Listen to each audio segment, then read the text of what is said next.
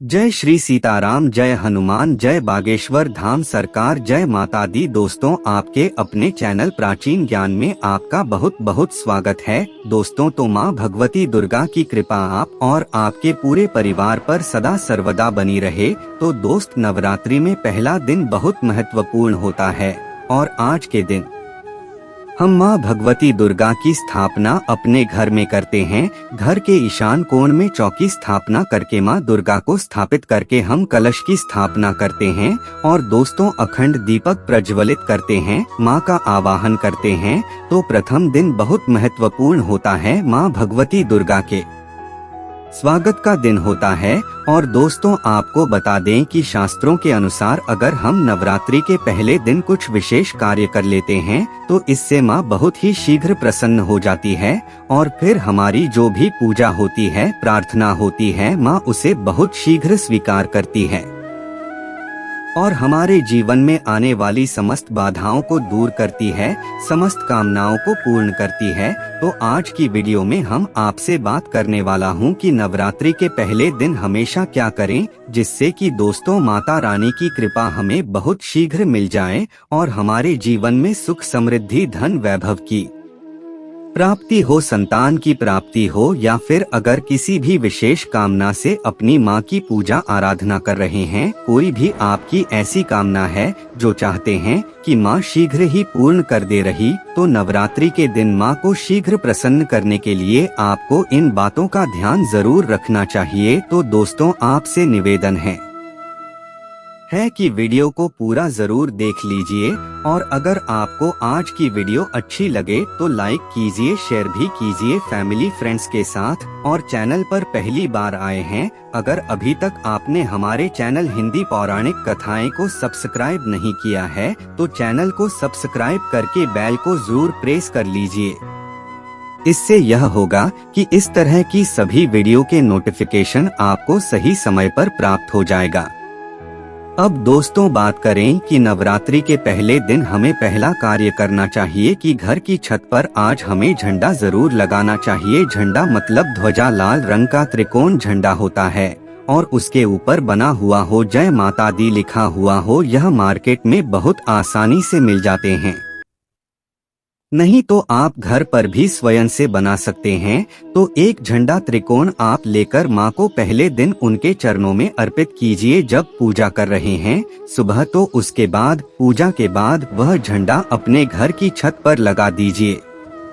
इस झंडे को घर के ईशान कोण में यानी के उत्तर पूर्व के कोने पर, अगर वहां पर जगह न हो तो आप उत्तर दिशा में इस झंडे को लगा सकते हैं, जहां भी आप यह ध्वजा लगाते हैं। इसके साथ आप ध्यान रखें कि आप वहां पर एक दीपक जरूर प्रज्वलित करें, क्योंकि दोस्तों, चैत्र नवरात्रि माता रानी का एक पावन पर्व है और झंडा लगाने से क्या होगा, इससे यश की वृद्धि होती है। देखिए दोस्तों, जब हम झंडा अपने घर पर लगाते हैं जो कि हमेशा लहराता रहता है, तो यह इस बात का सूचक है झंडा की आपको जीवन में सफलता की प्राप्ति होगी, यश की प्राप्ति होगी, मान प्रतिष्ठा की प्राप्ति होगी, समस्त प्रकार के सुखों की प्राप्ति होगी, मान सम्मान, यश, प्रतिष्ठा, धन की वृद्धि, सुख, समृद्धि, सभी प्रकार की जो चीजें हैं वह प्राप्त हो जाती है। दोस्तों, ऐसे लहराता हुआ झंडा आपके घर पर शुद्धता की सूचना है। इसलिए 9 अप्रैल को चैत्र नवरात्रि के पहले दिन आपको अपने घर के ईशान कोण में एक लाल रंग का झंडा जरूर लगाना चाहिए। भक्तों, तो अगला जो कार्य है नवरात्रि में पहले दिन आपको जरूर करना है, वह है घर के मुख्य द्वार पर तोरण लगाना। तोरण क्या होता है, देखिए, आम के पत्ते लीजिए। जब हम पंच पल्लव के लिए भी आम का पत्ता लेते हैं, वहीं आम का पत्ता चाहिए हमें और थोड़ा सा आधे मात्रा में आप लेकर आइए, उसे साफ धो लीजिए। धोने के बाद उस पत्ते के ऊपर आपको श्री लिखना, पट्टे पर आपसी में लिखे, और जितना भी बड़ा आपका मुख्य द्वार हो उसके अनुसार एक धागा लेकर, और लाल धागा ले सकते हैं या पीला धागा ले सकते हैं। इस प्रकार से किसी भी रंग का धागा लेकर आप इन सभी पत्तों को एक माला के स्वरूप में बना लीजिए और उसके बाद यह अपने घर के मुख्य द्वार पर लगा दीजिए। दोस्तों, श्री पत्तों पर कुमकुम से लिख लीजिए या हल्दी से लिख दीजिए, इसी लगा दीजिए। इससे क्या होगा कि जब भी आप किसी दरवाजे पर कहीं तोरण लगा हुआ देखते हैं, आपको क्या लगता है? पहले ही सूचना में यह लगता है कि इस घर में कोई शुभ मांगलिक कार्य हुआ है।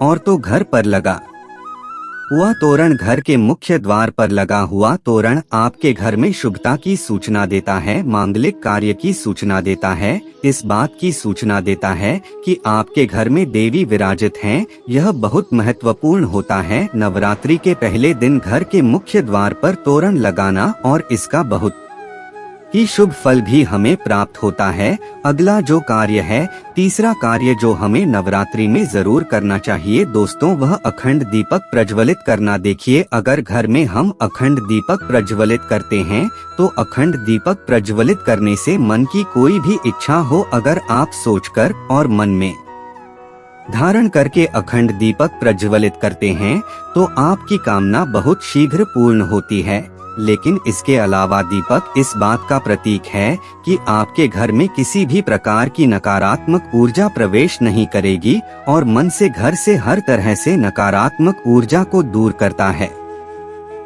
दीपा के लिए अखंड दीपक चैत्र नवरात्रि में पहले दिन से लेकर और नवमी तिथि तक प्रज्वलित दिया जाता है, जिससे कि शुभता का घर में वास हो, सकारात्मक ऊर्जा का घर में वास हो। और जहां पर सकारात्मक ऊर्जा होती है वहां पर सुख, समृद्धि, धन, वैभव की प्राप्ति होती है। और दोस्तों, आपको बता दें कि मां भगवती वहीं वास करती है जहां सकारात्मक ऊर्जा रहती है। इसलिए हम घर के मुख्य द्वार पर तोरण लगा रहे हैं ताकि बाहर से मुख्य द्वार से किसी भी प्रकार की नकारात्मक ऊर्जा हमारे घर में प्रवेश न करें। इसके अलावा जब हम दीपक प्रज्वलित कर रहे हैं तो हमारे बीच चारों में किसी प्रकार की नकारात्मक ऊर्जा न हो, इसके लिए हम प्रज्वलित कर रहे हैं। जब हम पूजा प्रार्थना कर रहे हैं, मंत्र जप कर रहे हैं, निर्विघ्न उसे हम पूर्ण कर पाएं, इसके लिए अखंड दीपक प्रज्वलित दिया जाता है।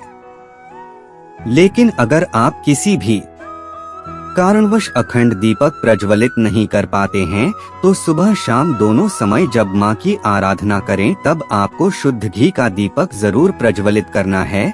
और सुबह शाम दोनों समय अपने घर में लौंग और कपूर की आरती जरूर कीजिए, जिससे कि घर में नकारात्मक ऊर्जा ना रहेगी और घर में सकारात्मक ऊर्जा का वास बना रहे। अगला जो कार्य है नवरात्रि में आपको जरूर करना चाहिए वह कलश की स्थापना। और देखें, दीपक में एक और बात का ध्यान रखें, फिर हम कलश की स्थापना की बात करते हैं। दीपक में अगर आप घी का दीपक प्रज्वलित कर रहे हैं तो उसे आपको मां भगवती दुर्गा की मूर्ति के तरफ रखना होता है।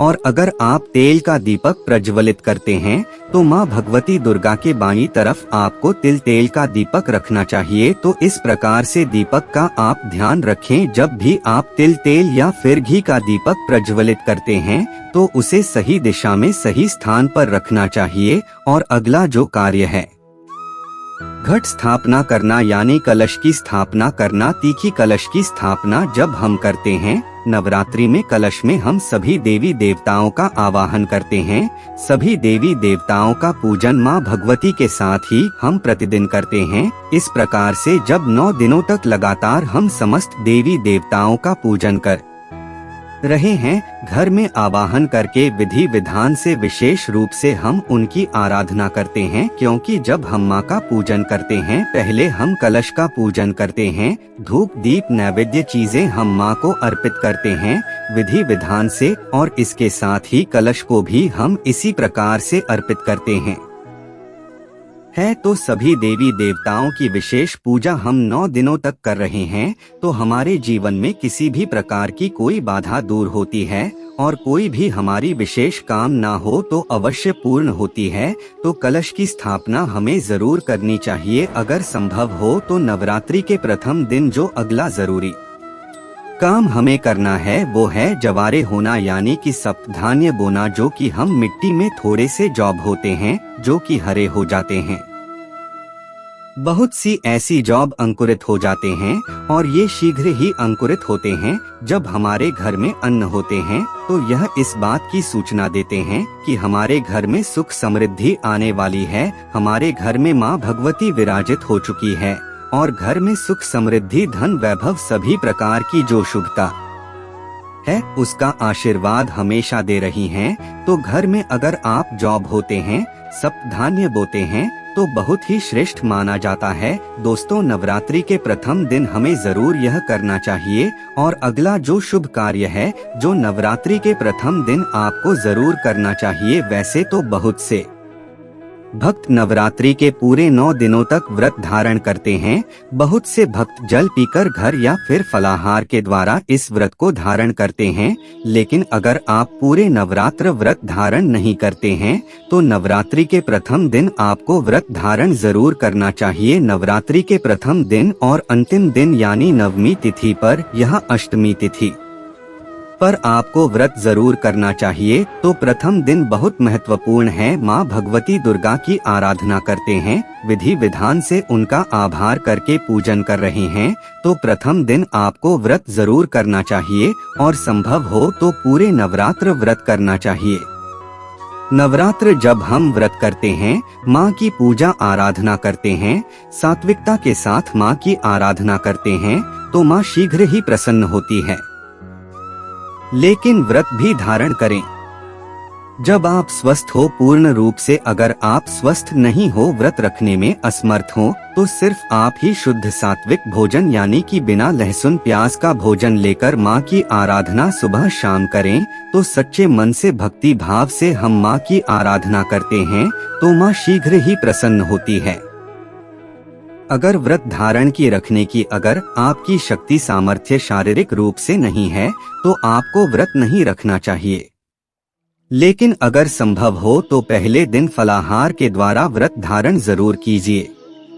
अगला जो जरूरी कार्य है जो नवरात्रि में आपको जरूर करना है, घर के मुख्य द्वार पर दोनों तरफ स्वास्तिक का चिन्ह जरूर बनाएंगे। स्वास्तिक क्यों बनाना चाहिए, देखिए मैं आपको लगभग कम अक्सर में ही इस वीडियो में बताता हूं कि घर के मुख्य द्वार पर जब हम किसी शुभ दिन पर या किसी शुभ तिथि पर किसी शुभ त्योहार पर हम जब कोई स्वास्तिक बनाते हैं घर के मुख्य द्वार पर, तो यह इस बात की सूचना है कि हम माँ भगवती का स्वागत कर रहे हैं। अपने घर में माँ लक्ष्मी का अपने घर में स्वागत कर रहे हैं। माँ लक्ष्मी हमारे घर में विराजित हो रही है, तो इसीलिए माँ का स्वागत के लिए मुख्य द्वार के दोनों तरफ आपको हल्दी या फिर कुमकुम के द्वारा स्वास्तिक बनाना चाहिए। और न सिर्फ आप स्वास्तिक बनाएं बल्कि जब स्वास्तिक बना लेते हैं दोनों तरफ, तो उसके बाद आपको स्वास्तिक का पूजन भी कीजिए, जैसे कि धूप दीप अक्षत और जल थोड़ा सा गिराकर और स्वास्तिक का पूजा लीजिए। माँ भगवती का रूप मानकर इस स्वास्तिक का जब हम पूजन करते हैं तो स्थायी रूप से माँ लक्ष्मी का वास हमारे घर में होता है। तो जरूर आपको इस बात का ध्यान रखना है।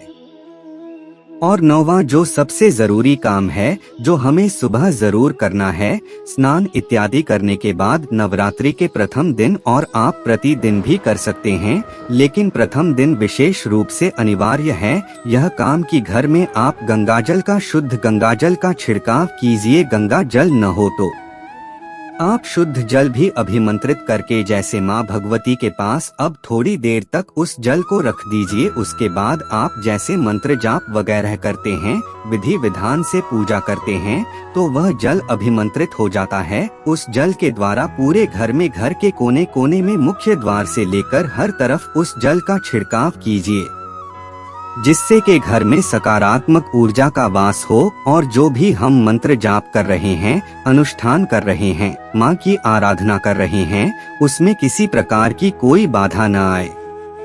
इसके लिए घर से नकारात्मक ऊर्जा का दूर होना अत्यंत ही आवश्यक है। और घर में सकारात्मक ऊर्जा जितनी अधिक रहेगी उतना अधिक समय तक उतनी अधिक सच्चे मन से हम माँ की आराधना कर पाएंगे। नकारात्मक ऊर्जा की वजह से हमारी पूजा में, हमारी प्रार्थना में, मंत्र जप में बाधाएं आती हैं। इसलिए इन बाधाओं को दूर करने के लिए नवरात्रि के प्रथम दिन यह नियम बनाए गए हैं कि अगर हम विधि विधान से इन 9 नियमों का पाठ नवरात्रि के पहले दिन कर लेते हैं तो पूरे नवरात्रि हम माँ की आराधना निर्विघ्न कर पाते हैं। और इस प्रकार से जब हम माँ की आराधना करते हैं निर्विघ्न भाव से, मतलब किसी प्रकार की कोई बाधा न आए आपकी पूजा में, मंत्र जाप में और अनुष्ठान में, तो आपकी पूजा संपन्न होती है अच्छे से और सफलता की भी प्राप्ति होती है। तभी जब हमारी पूजा अच्छे से संपन्न होगी तभी हमें माँ का आशीर्वाद भी प्राप्त होता है। इसलिए बहुत आवश्यक है इन नियमों का पालन नवरात्रि के प्रथम दिन करना। दोस्तों, अब आपको नवरात्रि की पूजा समय और शुभ मुहूर्त के बारे में बता देते हैं। दोस्तों, इस बार नवरात्रि पूरे 9 दिनों तक मनाया जाएगा। एक भी दिन कम न ज्यादा पूरे 9 दिनों तक मनाई जाएगी। माँ शेरावाली की विशेष रूप से पूजा आराधना की जाएगी। चैत्र नवरात्रि का महापर्व पर इस बार 2024 में 9 अप्रैल दिन मंगलवार से शुरू होकर 17 अप्रैल बुधवार के दिन समाप्त होंगे। कि ऐसे में चैत्र नवरात्रि पर माता दुर्गा की कृपा पाने के लिए कलश स्थापना का शुभ मुहूर्त है। 9 अप्रैल को सुबह 6:02 से प्रारंभ है, जो सुबह 10:16 तक रहेगा। यदि आप किसी कारणवश सुबह में कलश स्थापना नहीं कर पाते हैं तो दोपहर में अभिजीत मुहूर्त में कर सकते हैं। उस दिन का अभिजीत मुहूर्त 11:57 से 12:48 तक है। कलश स्थापना का शुभ मुहूर्त रहे। दोस्तों, आशा करता हूँ आज की वीडियो आपके लिए अवश्य उपयोगी होगी और आज की वीडियो अगर आपको अच्छी लगी हो तो लाइक जरूर कर दीजिए, शेयर कर दीजिए फैमिली फ्रेंड्स के साथ। और चैनल पर पहली बार आए हैं, अगर अभी तक आपने चैनल को सब्सक्राइब नहीं किया है तो चैनल को सब्सक्राइब जरूर कर लीजिए। और दोस्तों, हमारे द्वारा दी गई जानकारी शास्त्रों में वर्णित और बिल्कुल सटीक रूप से आपको प्रदान की जाती है।